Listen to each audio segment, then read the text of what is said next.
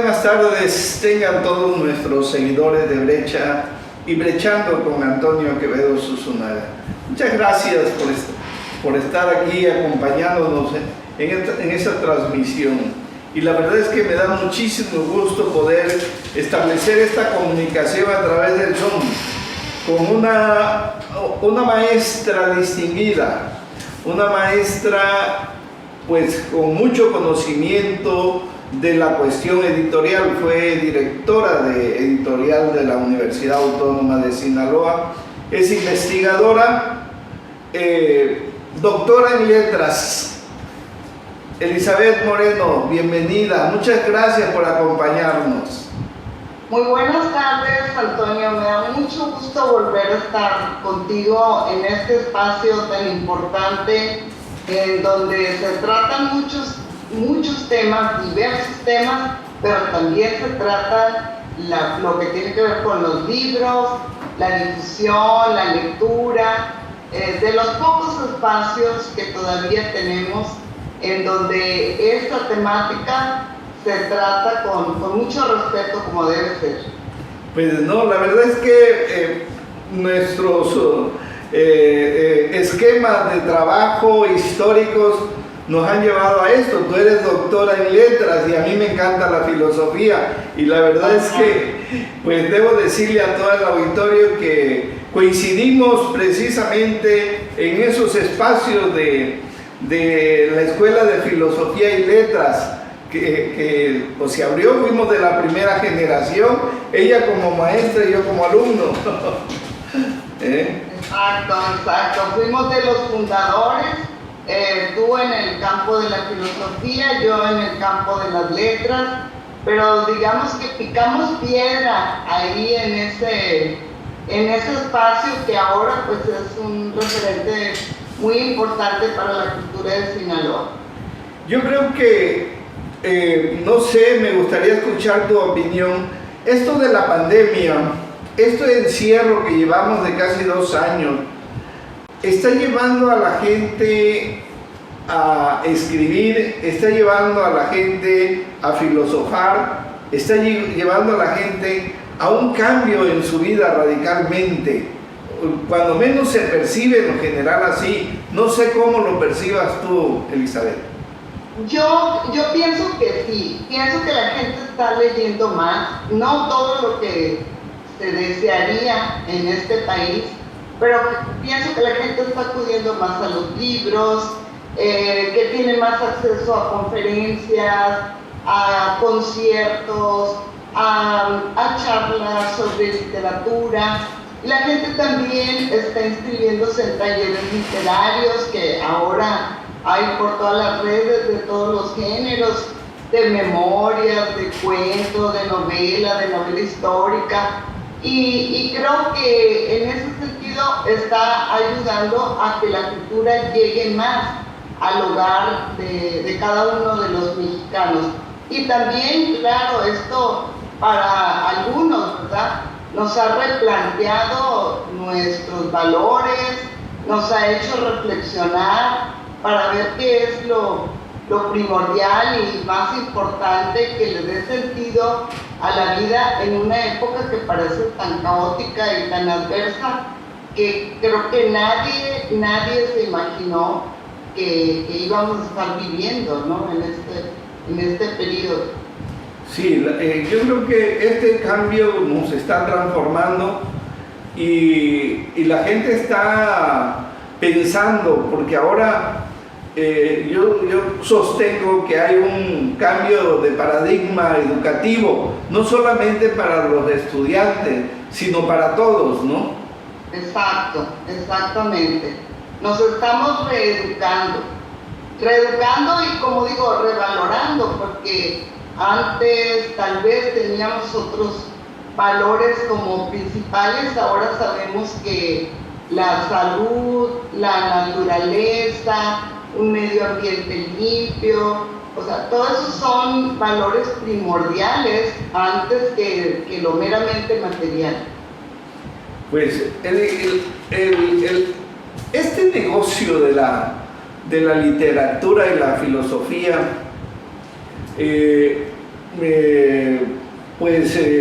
Mi pregunta es,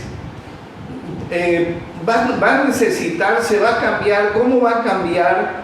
Porque de alguna manera son áreas en que la gente va a ser más autodidacta, ¿no? Sí, mira, en primer lugar pienso que por el momento la era del libro impreso pues está pasando como a un segundo plano, ¿verdad? Porque la industria del libro impreso es una industria que ahorita está en crisis. Y igual la industria de las librerías, aunque para mí sigue siendo un placer que no se compara a nada llegar y revisar libros en una librería, verlo. Hace unos meses tuve la oportunidad de ir a Gandhi después de mucho tiempo de no ir a una librería, y me sentía tan emocionada como cuando estás en la adolescencia y ves a la persona que te gusta, ¿no? Ajá. O sea, creo que ese placer a los que nos gusta leer no se compara con nada, ¿no? Pero definitivamente la industria del libro impreso está ahorita en crisis, por diferentes motivos. No se está produciendo suficiente papel, las imprentas han encarecido, ¿verdad? Por lo mismo, la impresión de libros. Entonces creo que se está dando la oportunidad, sobre todo para las nuevas generaciones, para el libro electrónico. Sí.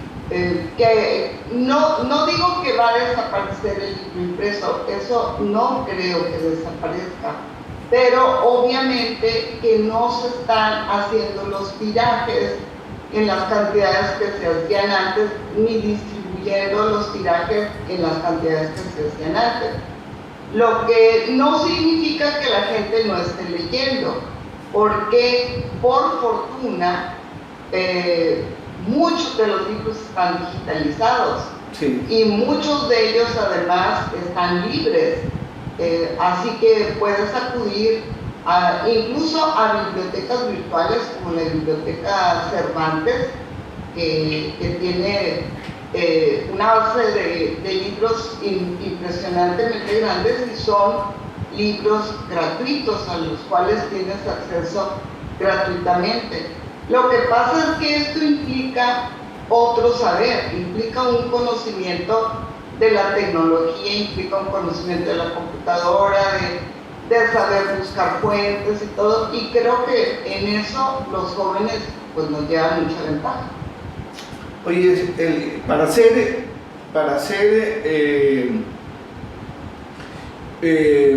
digamos, un experto en letras, ¿se necesita estudiar necesariamente? Sí, bastante. Se necesita estudiar, y sobre todo, o sea, a ver, ¿qué quiero decir?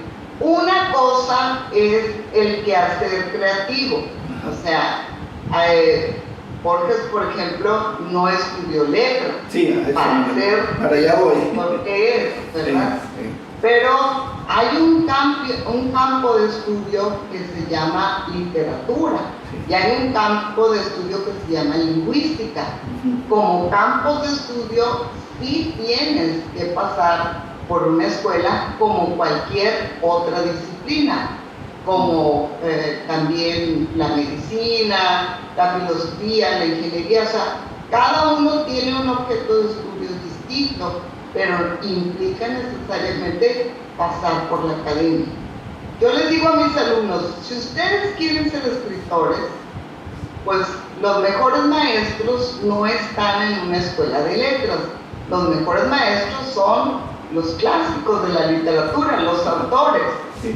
Pero si quieren estudiar la literatura, entonces sí tienen que pasar a estudiar análisis de la narrativa, teoría literaria, pues las diferentes etapas de la literatura española, de la literatura hispanoamericana. Sí, necesariamente tendrías que pasar por la academia. Oye, yo creo que estas actividades profesionales, como es letras y filosofía, va a obligar a que los estudiantes tengan que llevar un esquema un poco más intensivo para escribir, porque las últimas, bueno, hasta la fecha hay muchas generaciones donde son muy poquitos los que se meten precisamente a esta tarea y no sé por qué. Sí, a la tarea de escribir. Sí. Bueno, fíjate que nosotros en la Escuela de Filosofía y Letras de Sinaloa hemos tenido egresados, muy buenos egresados que se han dedicado a la poesía, que publican, que tienen libros y que ya, digamos, en determinados círculos ya tienen un nombre literario. Y me parece que eso es muy de Sinaloa, que hay mucha sensibilidad, hay mucha creatividad y creo que vamos a seguir teniendo generaciones de jóvenes que les gusta escribir, que les gustan las letras. Pero para eso, como te digo, no tienes que pasar por una escuela. Claro. Ahora, si estamos hablando de otro tipo de escritura, de la escritura académica, de la escritura periodística, de la escritura que implica, por ejemplo, el discurso científico, pues no solamente los estudiantes de letras tienen que esforzarse más, de todas las disciplinas, porque uno de los grandes problemas que tiene nuestro sistema educativo es que el área del español, del conocimiento de la lengua, de la redacción, del conocimiento de los géneros discursivos, es un área que está descuidada. Es un área que no se ha trabajado y esa es la razón por la cual, por ejemplo, reprobamos en los exámenes mundiales, estamos reprobados, o por ejemplo, no se publican demasiados o no se publica un número importante de textos científicos, porque los estudiantes conocen el tema, pero no saben cómo expresar su saber. Sí, eso yo lo experimenté mucho tiempo. Yo di 14 años en clase en periodismo. Ajá. Y me enfrentaba yo a una situación que, a pesar de ser una carrera donde tú no puedes dejar de escribir, ajá, los muchachos se resistían a escribir porque sí, tenían miedo a que el maestro llegara y los sometiera a una corrección que los exhibiera, que los aniquilara. Yo usé el método, fíjate, y me dio mucho resultado. Por ejemplo, los dejaba escribir hasta que agarraban ya cierta confianza, y ya cuando tenían cierta confianza, pues empezaba yo a aplicar los rigores que implica la técnica periodística. Uh-huh. Y empezaba yo a corregir cosas pequeñas, sí, para que el espíritu de ese muchacho pues no lo matara yo en la primera de cambio, de que le dejara yo todo tachoneada la hoja donde él había escrito, ¿no? Sí. Y al final veía yo que el resultado era bueno, porque finalmente la práctica va ayudando a los muchachos. Exacto, y sobre todo la práctica, claro, un buen maestro también, o sea, un maestro que escribe, obviamente que tiene más posibilidades de enseñarle al alumno a escribir que un maestro que no escribe, porque eso pues es como elemental, ¿no? Pero lo otro es la lectura. La lectura. Yo pienso que ese es el problema también principal, que estamos en un país, como te decía, que no lee todo lo que debería leer para que pudiera elevar su conocimiento del idioma, para que enriquezca su lenguaje, para que su vocabulario sea más amplio, para que tenga mayor capacidad de abstracción y mayor capacidad de expresar y nombrar la problemática a la que se enfrenta, ¿no?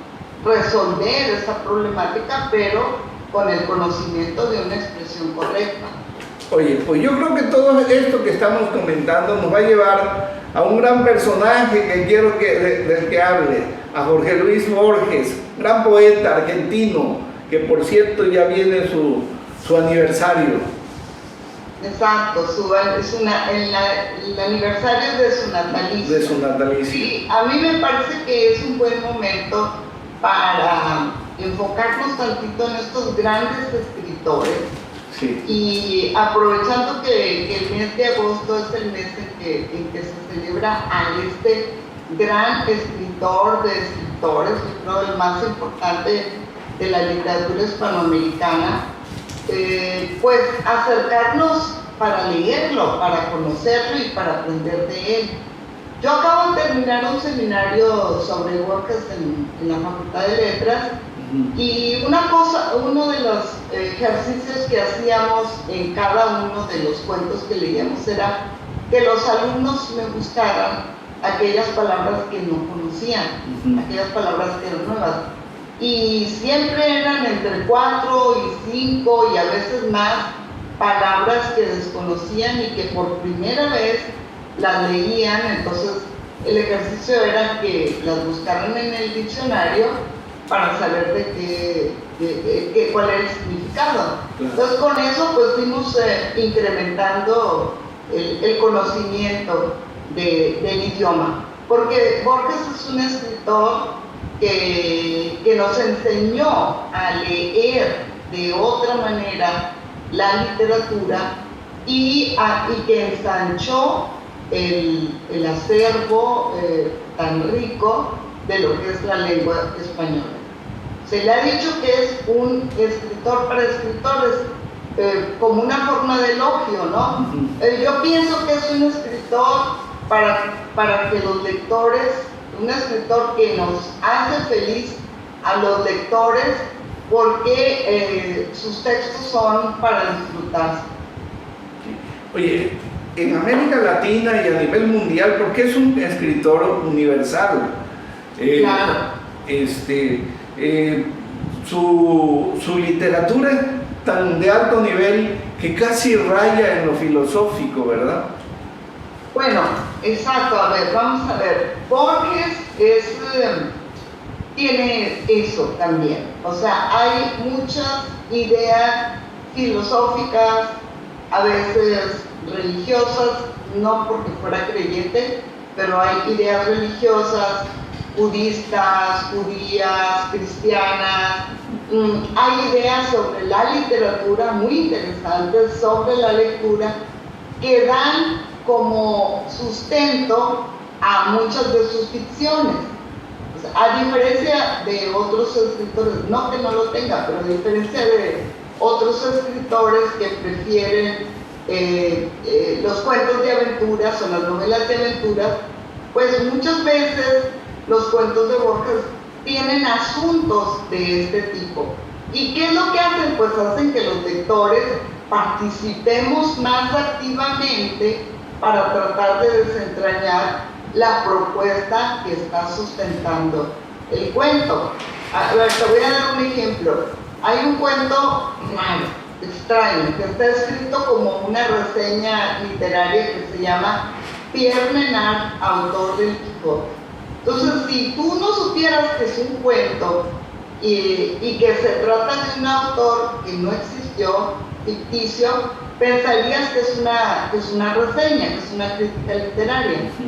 Pero en el transcurso del cuento, y cuando leemos la última línea, lo que nos está proponiendo Borges en ese cuento es que los libros cambian su significado dependiendo del lector, dependiendo de quién lo esté leyendo y en qué época se está leyendo.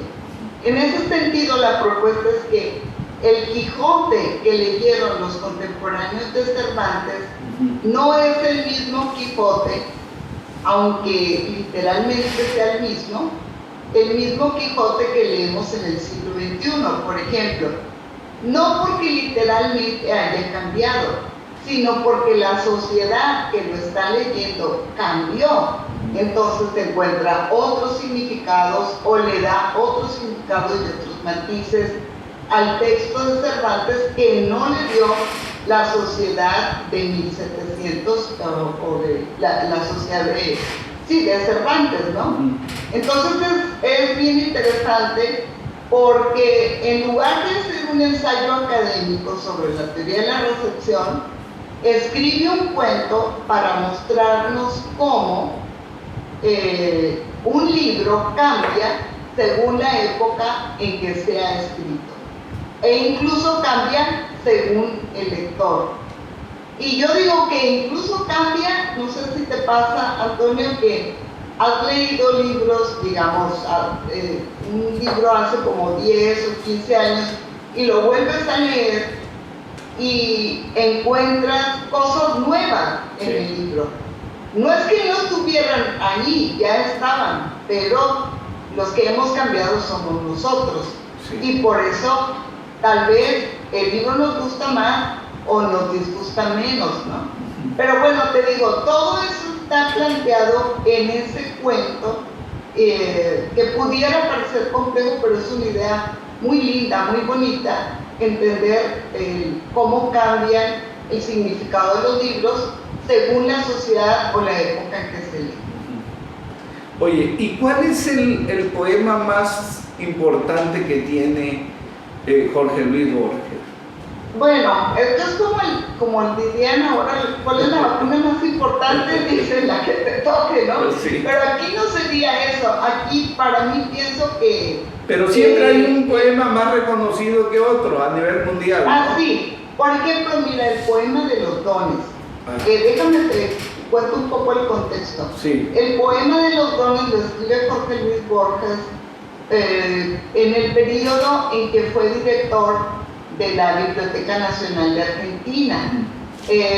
Cuando le dan el puesto de director, él ya estaba ciego, prácticamente ya no veía.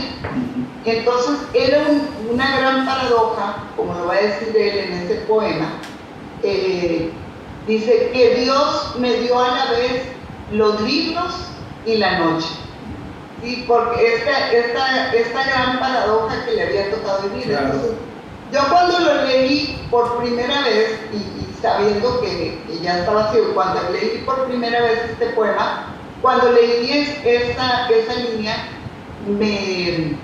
me conmovió mucho, un signo de la garganta, porque pues yo creo que lo más trágico para las personas que nos gusta leer o escribir es que perdamos la vista. Entonces, y claro, y que se pierda la vista en ese momento en que lo nombran director de la biblioteca esta más grande del país. Entonces dice que nadie rebaje a lágrima o reproche esta declaración de la ironía de Dios, y que me dio a la vez los libros y la noche. Y entonces él se compara como el rey Midas, ¿verdad? ¿Te acuerdas del rey Midas? Que todo lo que toca se convierte en oro, ¿verdad? Y entonces es inútil que tenga ese poder de convertir en oro porque no puede alimentarse ni nada. Y él lo ve así también, como pues esa gran decepción y tristeza de tener todos los libros y no poder leerlos.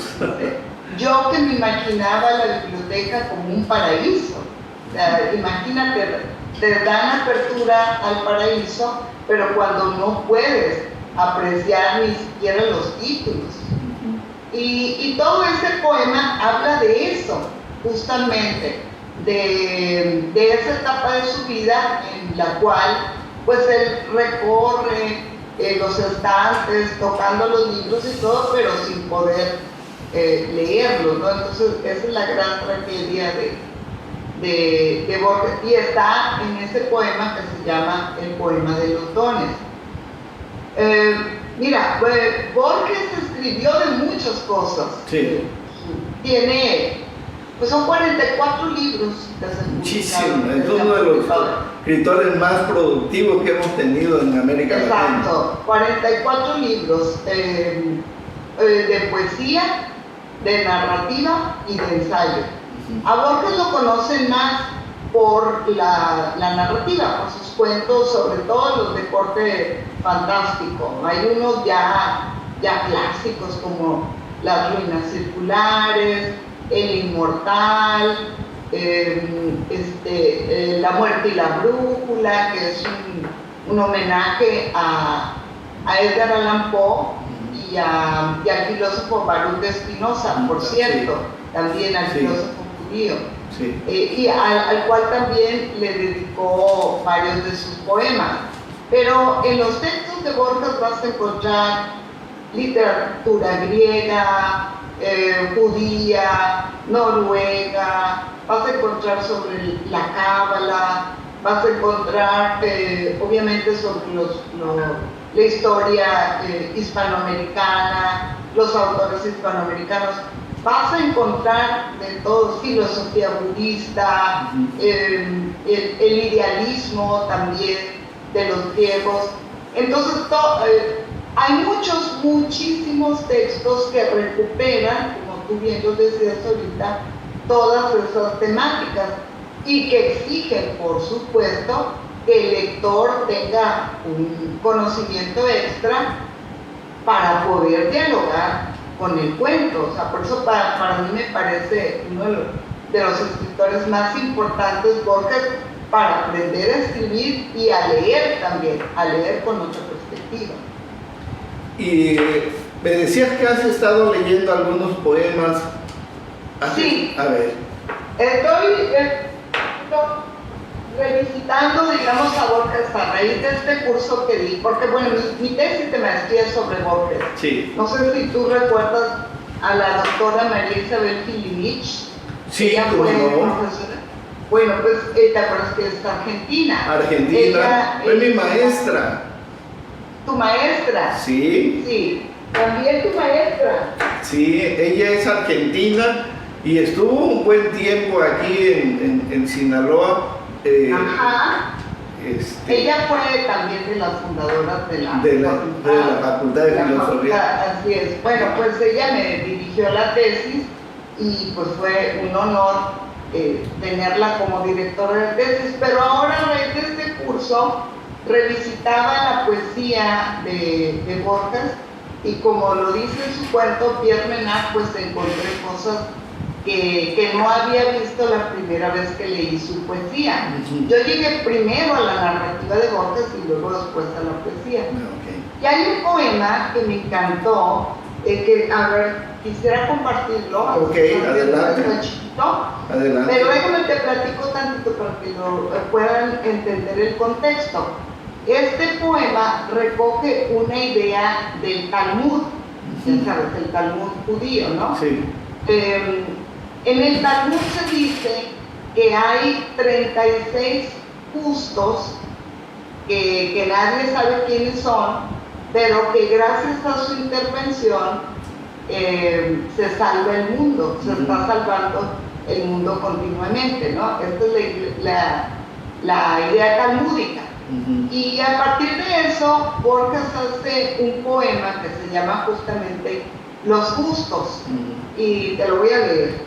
Dice: un hombre que cultiva su jardín como quería Voltaire, el que agradece que en la tierra haya música, el que descubre con placer una etimología, dos empleados que en un café del sur juegan un silencioso ajedrez, el ceramista que premedita un color y una forma, el tipógrafo que compone bien esta página que tal vez no le agrada, una mujer y un hombre que leen los tercetos finales de cierto canto, el que acaricia a un animal dormido, el que justifica o quiere justificar un mal que le han hecho, el que agradece que en la tierra haya Stevenson,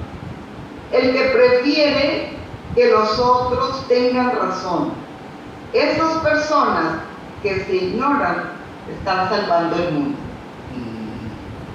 Y, o sea, como te digo, recupera esta idea del Talmud, Sí. pero elige, digamos, elige gente común, gente cotidiana, Sí. un carpintero, un ceramista, el que elige que otros tengan razón, el que elige no vengarse, el que lee, este hombre y esta mujer que leen los tercetos de un canto, etc. O sea, gente común dice, estos son los que están salvando al mundo. Pero como te digo, es la recuperación de esta idea talmúdica tan linda, ¿verdad? Pues sería muy bueno saber que alguien está interviniendo por nosotros para salvar al mundo, ¿no? Sí. Del desastre que parece que de pronto llega. Oye, es aquí donde está la complejidad de la obra de Borges, porque sin este contexto que tú nos has dado, si la gente no se va a quedar en la superficie del contenido. Sí. Bueno, sí, o sea, digamos que como quiera que sea, la idea de que alguien está haciendo interviniendo, sí. Ajá, por la humanidad es linda, ¿verdad? Pero aquí es una idea que Borges conoce del Talmud y la recupera en este poema. Sí, como al principio, ¿verdad? Como dice, el hombre que arregla su jardín, como dijo Voltaire. Sí. Voltaire tiene, bueno, tú sabes quién es Voltaire, porque es un filósofo Sí. francés, pero tiene un cuento que se llama Cándido. Es un cuento muy famoso porque Cándido lo que quiere es encontrar la felicidad y encontrar la felicidad en este mundo tan caótico. Le van pasando muchas cosas hasta que finalmente alguien le dice cómo va a encontrar la felicidad, que es viviendo una vida tranquila, teniendo su huerto, cuidando su huerto, etc. Entonces de ahí Borges recupera esa idea. Sí, la verdad que por eso te comentaba, yo lo veo que a veces como que invade esa área filosófica y la lleva a la poesía, o la lleva al cuento, o la lleva a la prosa, ¿no? Porque sí, la mayor parte de los que conocemos a Borges es en su prosa. Sí, así es en su prosa, ajá. ¿No? Pero los asuntos que siempre le obsesionaron, como el problema del tiempo, el espacio, los sueños, los laberintos, la eternidad, el infinito, los límites entre la realidad y la ficción, el libro, la lectura, todo eso están en sus tres géneros. Los vas a encontrar en sus tres géneros. Y hay textos que no sabes que son poesía, hay ensayos que no sabes que son ensayos, son narrativa. O sea, además, digamos que así como incorpora asuntos de otras áreas del conocimiento humano, también mezcla géneros y vuelve muy, muy rico. Pero sí es un autor que demanda del lector que tenga un conocimiento, o sea, te reta a que investigues y tengas un conocimiento más amplio. Fíjate Yo creo que esos son los autores que de verdad nos enseñan. Sí, estoy totalmente de acuerdo contigo. La verdad es que yo veo aquí, por ejemplo, en Borges, como en Spinoza, que ellos acuden a esa figura cósmica, a esa, digamos, metafísica, que la llevan de alguna manera, uno la llevó a la filosofía y el otro lo lleva a la poesía, ¿no? Sí, de hecho cuando a él le preguntaban que él qué era, o sea, él se sentía más poeta que narrador. Sin embargo, los lectores lo conocen más como narrador que como poeta. a veces es más accesible en la narrativa, en sus cuentos. Por ejemplo, el cuento del inmortal es un cuento que a mis alumnos les gusta mucho porque habla de un capitán romano que bebe el agua de la inmortalidad, pero después de siglos ya no quiere ser inmortal, quiere volverse mortal. Entonces te lleva como a reflexionar qué pasaría si el ser humano fuera eterno y viviera que la gente que ama va falleciendo y él sigue con vida. Entonces, luego después este personaje se va a buscar el río que le devuelva la mortalidad, ¿no? Entonces, ese es un cuento que, por ejemplo, atrapa mucho a mis estudiantes, o La muerte y la brújula, que es un cuento policíaco, Emma Suns, que es un cuento policíaco porque también él leyó mucho y habló mucho sobre el género policíaco. Sí, pero yo, como te digo, revisitando la poesía de Borges, encuentro nuevos significados y me parece que en algunos de sus poemas es más brillante que en algunos de sus cuentos. O no sé, a lo mejor estoy... Oye, ¿tienes algún otro poema? Sí, mira, me gustaría leer este que se llama Juan López y John Ward. Okay. Se trata de dos personajes, uno argentino y uno inglés. Bueno, simbólicamente, ¿no? Sí. Y lo escribió durante la Guerra de las Malvinas. ¿Te acuerdas? Sí. Que es la intervención. Bueno, los argentinos quisieron recuperar las Malvinas de Inglaterra, ¿no? Entonces, pues fue un desastre. Recuerdas que murieron muchos jóvenes argentinos, muchos soldados argentinos, ¿no? Y bueno, entonces a raíz de eso escribe este pequeño poema en prosa que se llama Juan López y John Ward. Dice: les tocó en suerte una época extraña.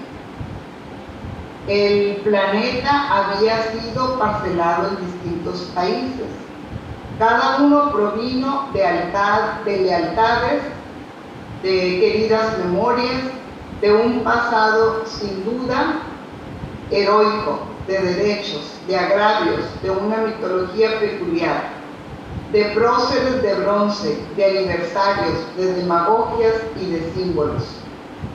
Esa división, cara a los cartógrafos, auspiciaba las guerras.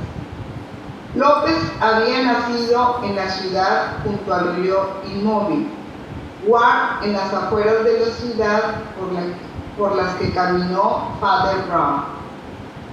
Había estudiado castellano para leer el Quijote. El otro profesaba el amor de Conrad, que le había sido revelado en un aula de la calle Piamonte. Hubieran sido amigos, pero se vieron una sola vez, cara a cara, en unas islas demasiado famosas, y cada uno de los dos fue Caín y cada uno fue Abel. Los enterraron juntos. La nieve y la corrupción los conocen. El hecho que refiero pasó en un tiempo que no podemos entender. ¿Sí? Entonces, haciendo referencia a las Malvinas.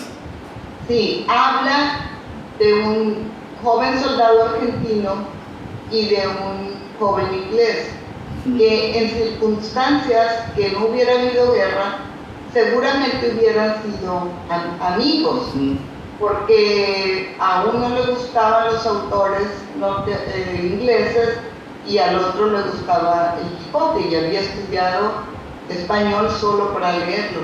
Sin embargo, la guerra los enfrentó y ambos fallecieron, quedando sepultados ahí en la nieve, ¿no? Entonces, es un reproche a la guerra, realmente, es un reproche a lo que la guerra hace a los jóvenes, que pudiendo ser amigos, dice, reproducen esta nueva historia de Caín y Abel, del hermano que mata al hermano.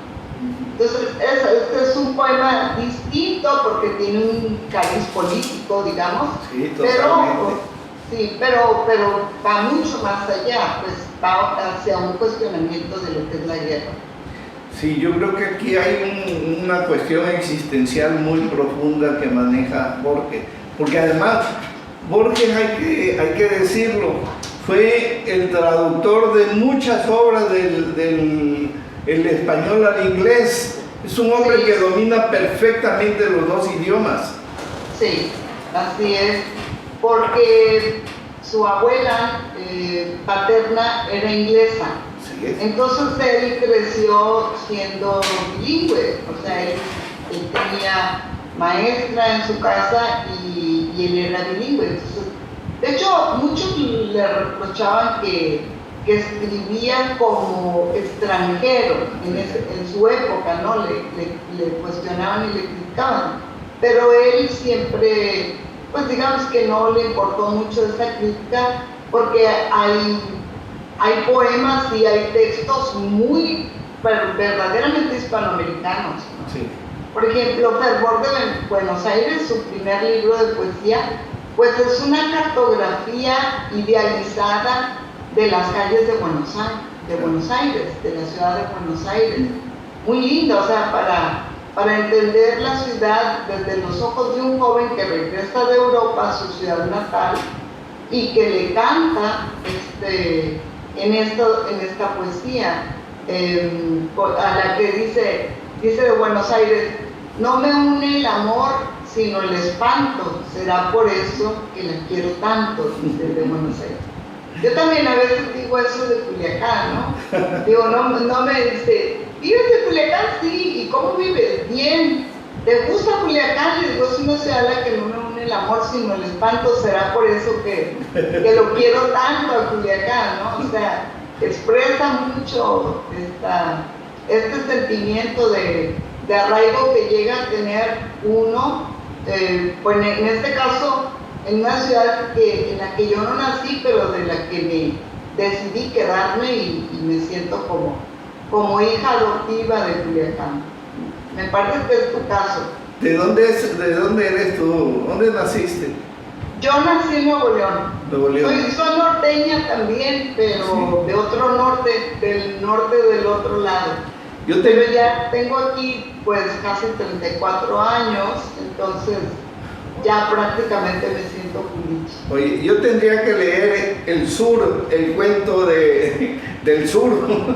Sí, tendría que leer el cuento del sur de Borges. Exacto. Bueno, la verdad es que es un escritor muy profundo, muy conocido en Europa.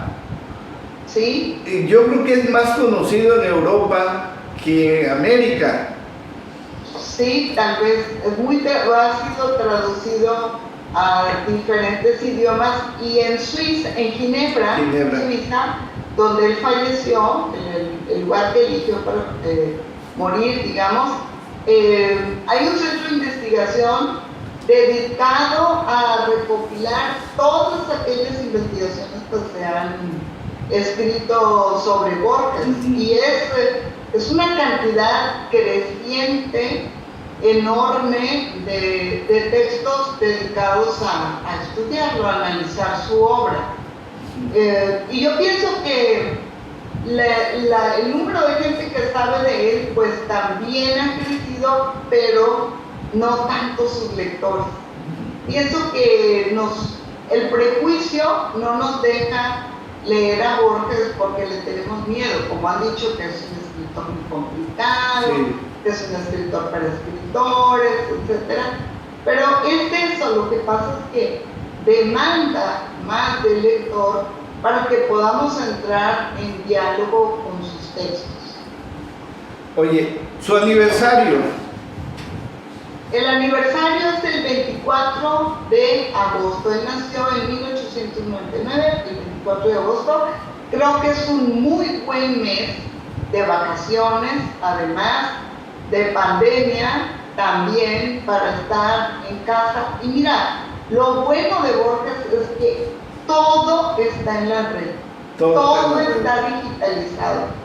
Todos los cuentos de Borges, todas las poesías, todos los ensayos, todos sus libros. E incluso hay un libro que recoge sus clases, que se llama Borges Profesor, también está en la red.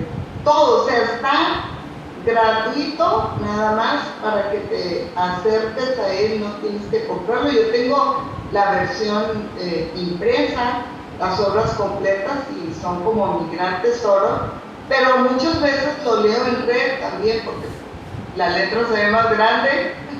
Entonces, pues para los que quieran conocer a Borges, les recomiendo que empiecen con su libro de ficciones, que es su primer libro de cuentos. Recomiendo que empiecen con el libro de ficciones. Y de ensayos, hay un ensayo muy bonito que se llama Magias Parciales del Quijote, que habla sobre textos literarios que tienen historias dentro de historia. Y la poesía, tú ponle Jorge Luis Borges poesía y aparece hay aquí un montón de cosas: a la luna, sí, a Quevedo, al sueño, al ajedrez, a todo lo que quieras. sí. De todo poetizó. Acabo de ver una entrevista que le hicieron en España y le preguntaba quién era su preferido, si Cervantes o Quevedo, y al inicio de la entrevista dijo pues Quevedo, y al final dijo voy a corregir, creo que es Cervantes. Ajá, sí, y de hecho tiene poemas dedicados a él. Tiene uno muy lindo que se llama Sueña Alonso Quijano, que es un poema dedicado pero tiene varios dedicados a Cervantes, también a Quevedo, también a Góngora, o sea, estos grandes autores de lo que se llama Siglo de Oro español. Pues Elizabeth, me da muchísimo gusto poder hablar de estos temas aquí con todos nuestros seguidores que tenemos en Brecha y Brechando, y la verdad es que pues con este conocimiento tan amplio que tienes, esta preparación que tienes como doctora en letras, la verdad es que me da mucho gusto que me hayas aceptado esta invitación para